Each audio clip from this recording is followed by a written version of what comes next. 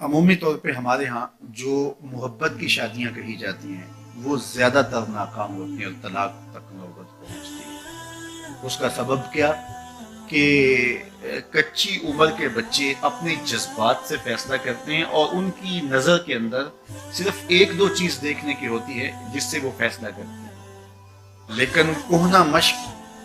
اور گرم سرد چشیدہ والدین اس بات کو جانتے ہیں کہ ہماری اولاد کی ترجیحات کیا ہیں اور جو ہے وہ ازدواجی زندگی کیسے خوبصورت گزرتی ہے۔ اس لیے وہ جو فیصلے کرتے ہیں وہ فیصلے جو ہے وہ بہت اچھے ہوتے ہیں۔ کبھی ایسا ہوتا ہے کہ اولادوں کو اللہ تعالیٰ فہم، فراست اور عقل و خرد کی فراوانیاں نصیب کر دیتا ہے اور والدین واقعتاً فہم اور سمجھ میں اس مقام پہ نہیں ہوتے، تو سعادت مند اولادیں اس وقت بھی اپنے والدین کو شامل کرتے ہیں اور ان کے فیصلے اچھے بھی ہوتے ہیں۔ لیکن عمومی طور پہ ہوتا ہے کہ چاہے وہ اسکول، کالج اور یونیورسٹی میں نہ بھی گئے ہوں والدین، لیکن ان کے تجربات عملاً جو ہیں وہ زیادہ ہوتے ہیں۔ اسی لیے فرمایا گیا سید عائشہ رضی اللہ تعالیٰ عنہ سے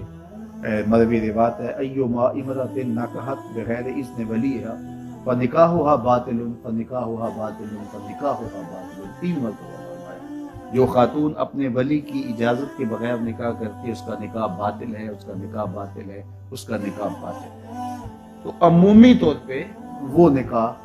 جو ہیں وہ ناکام ہو جاتے ہیں، اس لیے کہ وقتی جذبات سے وہ رشتے جڑتے ہیں اور وہ خاص عمر تک وہ جذبات ہوتے ہیں، لیکن اس کے بعد وہ رشتے ٹوٹ جاتے ہیں۔ ماں باپ کو پوری ترجیحات اور پوری زندگی کے سارے نشیب و فراز کا علم ہوتا ہے اور وہ ساری چیزیں سوچ سمجھ کے کوئی چیز جو ہے وہ طے کرتے ہیں۔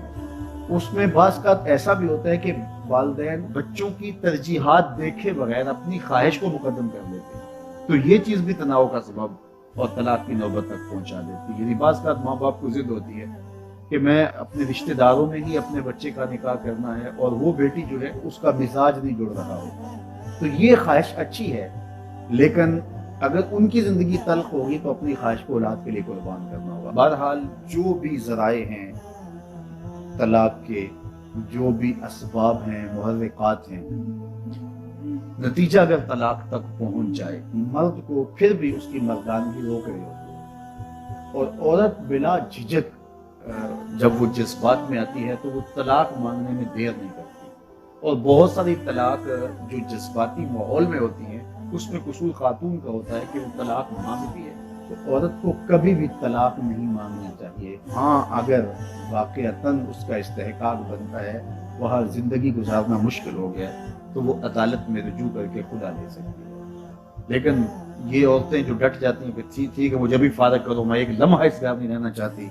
یہ گھر میرے لیے جہنم ہے، اور یہ اس کی بہنوں کے سامنے، اس کے بھائیوں کے سامنے، اس کے خاندان والوں کے سامنے اس کو یوں للکار رہی ہوتی ہے، تو پھر وہ طلاق دے دیتا ہے۔ اور بعض کا وجہ نہیں ہوتی کہ وقتی تناؤ ہوتا ہے۔ تو حضرت امام ابو داود نے حضور کا یہ فرمان لکھا ہے کہ آقا کریم نے فرمایا کہ جو خاتون بغیر عذر کے اپنے شوہر سے طلاق مانگتی ہے وہ جنت کی خوشبو بھی نہیں پائے گی، اور جنت کی خوشبو 500 سال کی مسافت سے آنا شروع ہو جائے۔ تو جو بغیر عذر کے اپنے شوہر سے طلاق مانگتی ہے، تو یہ بات ذہن میں رکھیے گا کہ عورت نہیں چاہتی کہ یہ اس کے وقتی جذبات ہوتے ہیں، وہ یہی چاہتی ہے کہ میں سرخ جوڑے میں اس گھر میں آئی ہوں تو سفید کفن میں واپس لوٹوں اس گھر میں، اور عورت کی آرزو ہوتی ہے کہ میرا شوہر جو ہے وہ مجھ کو جو ہے وہ خود اپنے ہاتھوں سے جو ہے وہ لاحد میں اتارے۔ میرے حضور صلی اللہ علیہ وسلم نے عورت کے اس جذبات کا لحاظ کرتے ہوئے ایک دن سیدہ عائشہ سے کہا کہ عائشہ اگر تو انتقال کر جائے میں تجھے خود کفن دوں اور خود لاحد میں اتاروں۔ تو حضرت عائشہ رضی اللہ تعالیٰ عنہ کی چشمان اقدس سے آنسو آ گئے کہ یہ اگر ہو تو میرے لیے اس سے بڑا کیا احساس ہے کہ میرا شوہر میرا خود جنازہ پڑھے اور خود مجھے کفن دے اور خود مجھے لاحد میں اتارے۔ تو گھر ٹوٹنے سے بچیں، اور میاں بیوی کا جس طرح یہ دنیا میں رشتہ ہے تو یہ رشتہ آخرت میں بھی قائم رہے گا، اور جب خاتون جنت میں جائے گی تو یہ جو ہے وہ ان حوروں کی جو مرد کو جنت میں عطا کی جائیں گی، یہ ان کی سردار ہوگی، اور اس کا حسن و جمال ان سے فراواں ہوگا، اور اللہ تعالیٰ اس کو وہاں جو عزتیں دے گا، چونکہ وہ دار الجزا ہے، دار العمل تو ہے نہیں ہے، تو وہ دی